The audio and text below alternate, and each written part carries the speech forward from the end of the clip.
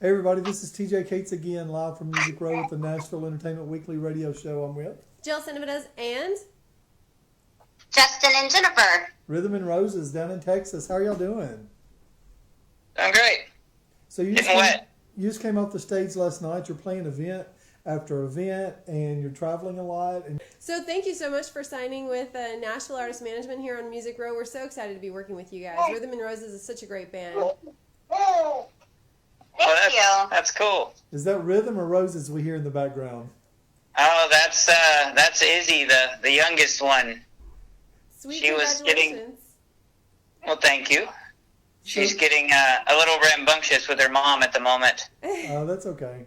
Well, let's talk about last night you played a venue. Let's talk about your genre of music. Let's talk about what brought y'all two together as a couple, and also what brought you two and decided you could do such great things with music.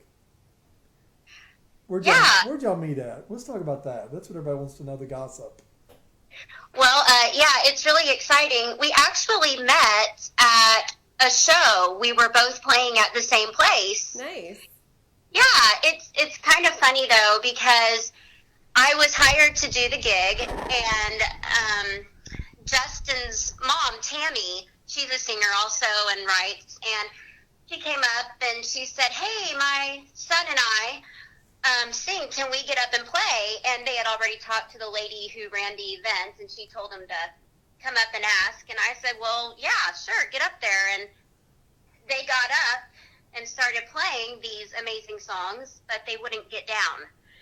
So I realized that in order to get back up there and sing, I had to marry one of them, and she was already taken and a girl. So Justin was the next best choice. That's awesome. So you discovered him, basically. You're the reason. I did. I said, "Hey," and he's an awesome musician, and it's really hard to find a good one, so you have to legally make them stay with you. And yeah, it's legal now.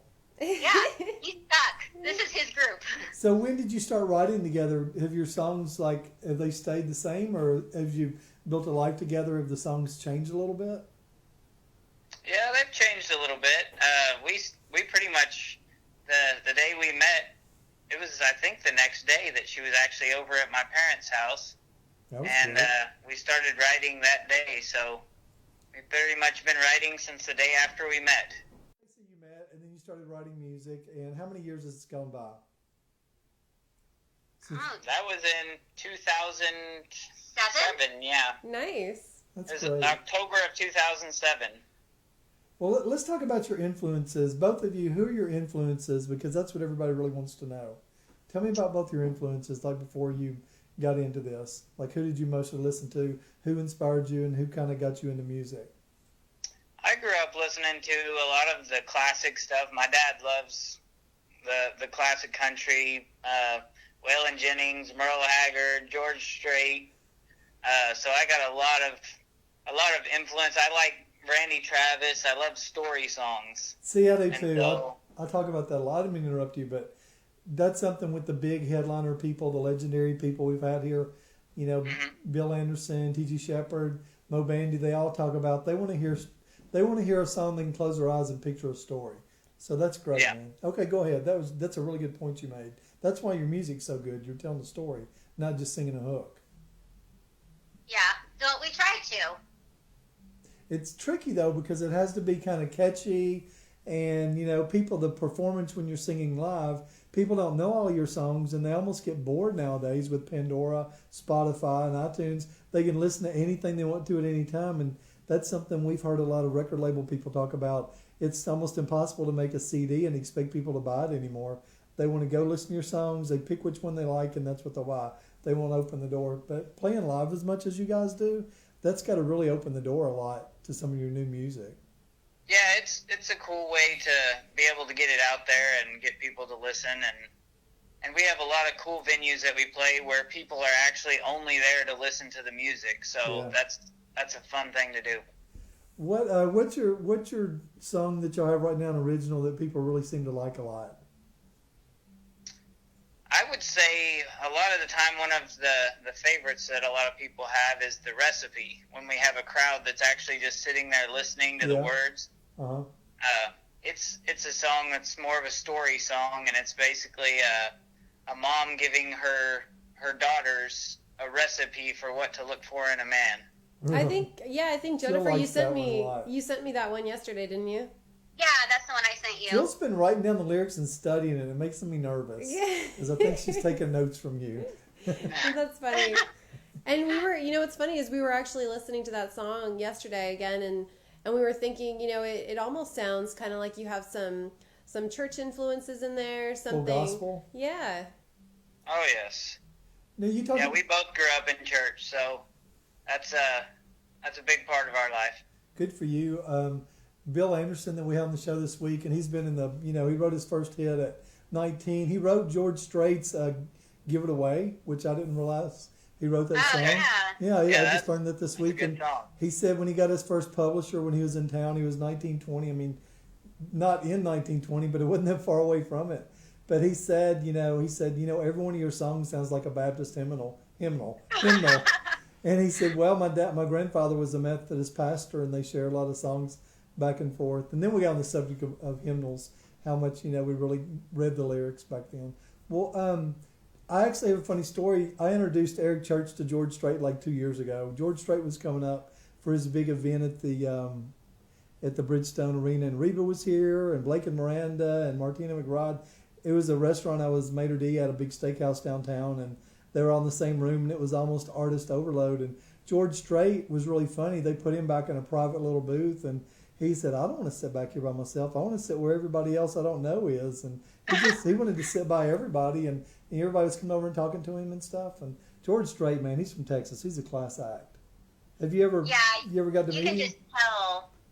We've never met him, sadly, no, but I've seen him in concert, but never met him. If you ever get a chance to, I mean, he's approachable. Wait till he finishes his biscuits and gravy, but walk over and talk to him. He's like one of the nicest, just a normal person. And I expected that's what I've heard. He didn't wear a hat. He just had like the little grandpa sunglasses on, and he was just hanging out. And an hour later, he had 35,000 people filling every seat to watch him play. He was really good. So that's cool. Okay, you said George Strait. Who else did you say? You said Garth Brooks. I grew up listening to Garth Brooks. A lot of what I grew up like when I was a kid was more even older than that. A lot of it was Merle Haggard and Waylon Jennings and the old acts. So, but my mom also listened to a lot of the contemporary country, so I listened to a lot of the 90s country, and I like a lot of the stuff that came out in the 90s and early 2000s. Yeah, well, I do too. All right, well, appreciate y'all's time. Jill's got a couple questions for you. She's leaning in right now. I'm gonna stop with the big questionnaire. There's things that we haven't had a chance to talk about, and I was kind of holding them back until we did a radio interview. So thanks for all the candid questions. Go ahead, Jill. Yeah, I was just wondering. So when you guys come, you're definitely doing like the road trip style across the country. So are you guys planning on doing anything along the way? Do you guys have some stuff planned? At the moment, not really. Most of the time, we actually drive all the way there in a day. Yeah, wow. our big idea of fun when we're driving to Tennessee is stopping at all of the Goodwills and garage sales.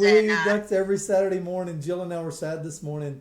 We saw no garage sales because it rained. I know. It was totally rained out. We love doing that. And you get to know your we neighbors. say, let's go sailing. Let's go garage sailing.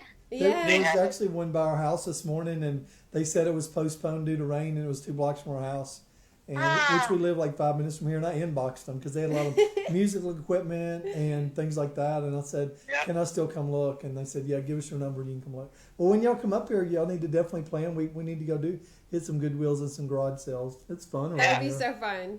Yeah, y'all should come down to Texas where we live. There's actually this thing called Highway 80 garage sale twice a year.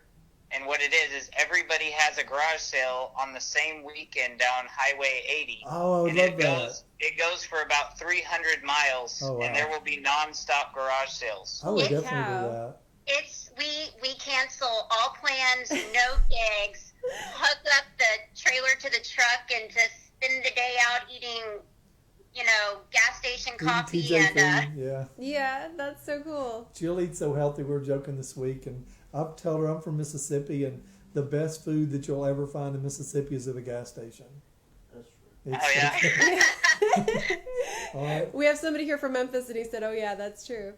Too funny. Well, We also live about 30 minutes from the biggest flea market in the United States, so Man. that's a cool thing too. I love a real flea market. Yeah. Yeah, it makes us happy.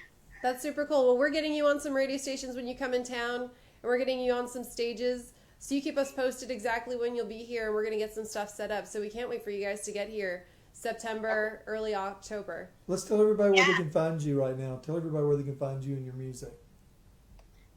Well, our music's on Reverb Nation, and our schedule's on there. It's reverbnation.com/Rhythm and Roses, and on Facebook too. Facebook.com/Rhythm and Roses. Very cool. Thanks for your time on a Saturday, and I appreciate your family time. And we're always going to respect that first. So thanks for finding us a spot. Yeah, so thanks, we can talk guys. about everything. And keep up the good work. We're proud to have you on our little label up here and doing some big things. Thanks so much. I appreciate both of y'all. Oh, thanks. We're excited. Thanks for talking to us. You guys have a great day. We'll talk to you soon. All right.